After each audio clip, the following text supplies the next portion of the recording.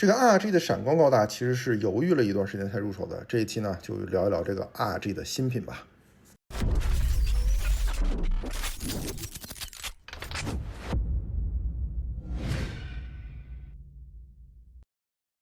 交时间之际，有网络同好，进摩安生活。大家好，欢迎收看本期脚记。其实这个 RG 的闪光高达，我是看了别的 UP 主评测以后才入手的，因为最早我看的是日本那边的快评，当时我就知道这个 RG 的闪光高达手臂是依然采用了之前 RG 神高达的那个一体成型骨架，我就一点兴趣都提不起来了。但真正看完几个 UP 主的测评之后呢，说这个手臂虽然是沿用了那个一体成型骨架的设计，但是强度这一块比神高达是提升了一些的，我才犹豫了2周以后入手的这一款 RG 的闪光高达。其实去年看到 RG 闪光高达商品化的消息以后，我就知道大概率尊者高达将来也是要来的。而拿到产品以后呢，看到闪光高达沿用的手臂骨架，猜测之后尊者高达如果 RG 产品化的话，大概率也会沿用这一套骨架。而以万代这种奸商，一套骨架设计不卖出花来誓不罢休的尿性，相信之后把诺贝尔或者扑克同盟整个出一遍，也不是没有这种可能的。开盒后看看板件，竟然是去年设计的。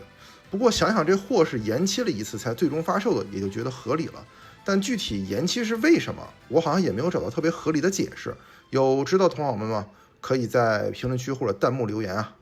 板件的锐度基本没有什么问题，毕竟是新的设计、新的制造，但这其中呢还是混入了一些不和谐。对，就是它这个 C 板件，也就是当年被骂得很惨的那个 RG 神高达的内购板件，并且说明书也明确的画了一堆叉叉，而这些叉叉呢，就好像万代在对你说，看见没，这些叉叉都是要掏钱的，羊毛不是出在羊身上，而是出在韭菜身上的。操！整体的拼装体验依然是流畅的万代风格，没有什么太多可说的，只是面罩和头部的这5个黄色分件这里，由于需要开合，因此零件比较小，建议同好们在拼装的时候用镊子辅助，不然容易脱手掉到地板上，被地板小精灵吃掉。在拼到小臂这里的时候，我特意拿出了 RG 神高达做了对比，确实这里的强度和阻尼感扎实了很多，不像神高达的小臂感觉一碰就要掉了似的。但是毕竟小臂这里还是一体成型骨架，在多次把玩后会不会出现松散的状况，还得需要时间来证明。而最终我决定购买这款 RG 神高达的原因，也就是我开头所提到的，看到别的 UP 主评测说这里的强度还行，才最终决定下单的。而我自己拼装完之后，也确实觉得还可以，但这个还行仅仅是相对神高达而言，希望之后的尊者高达如果还沿用这套骨架的话，也能做到类似的强度，甚至更好才行。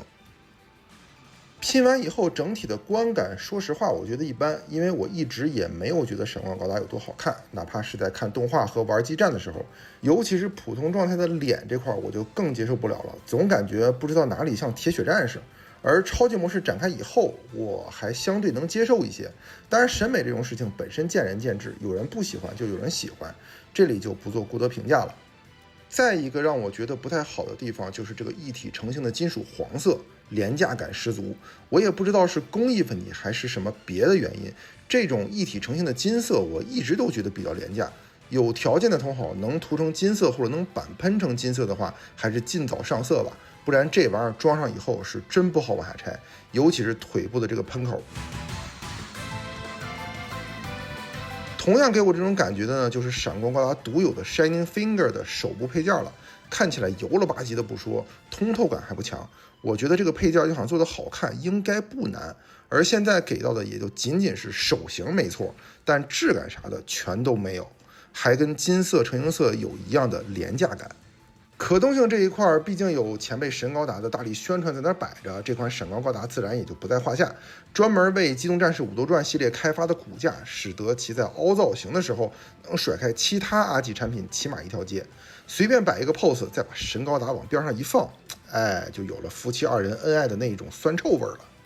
不过这种机体组合确实还挺有感觉的。下一个 RG 武斗传的产品真希望出尊者高达，然后再出一个超级霸王电影弹和流派东方不败的立牌背景的配件包，搭配 HG 的风云再起，再割一波。万代，你看我连后续 RG 武斗传产品的企划都给你想好了，该表示的得记得表示一下啊。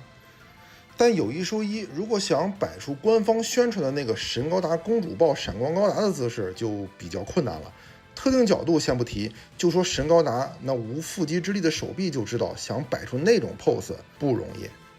既然不说可动性了，那就说一说超级模式的展开吧。头部这里应该是展开设计最多的地方，首先是口罩可以左右打开，然后就是头部的5个黄色分件的展开了。全部展开以后，整个头部的左右旋转就会因口罩的缘故与胸部的装甲干涉了。不过硬要转头的话，是可以把脖子拉出一段来避免干涉的，只是这样样子方面就没有那么好看了。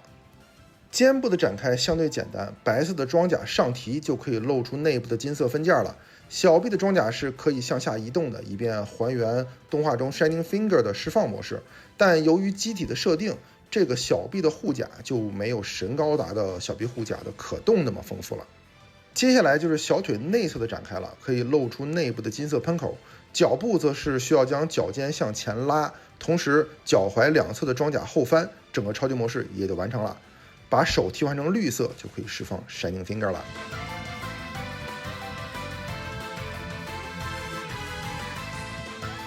好了，最后说说总体的感受吧。我觉得如果一直在收集 RG 的产品线或者《机动战士高达武斗传》的铁粉，入手一台是没有问题的，毕竟价格现在也不算多离谱。但如果不是上述我所说的群体，只是想单纯入手一个高达模型或者 RG 模型的话，我个人更推荐 RG 牛、RG 海牛、RG 莎拉比、RG 元祖 2.0 这样的明星产品。而这个单纯为了凑数的 RG 闪光就算了。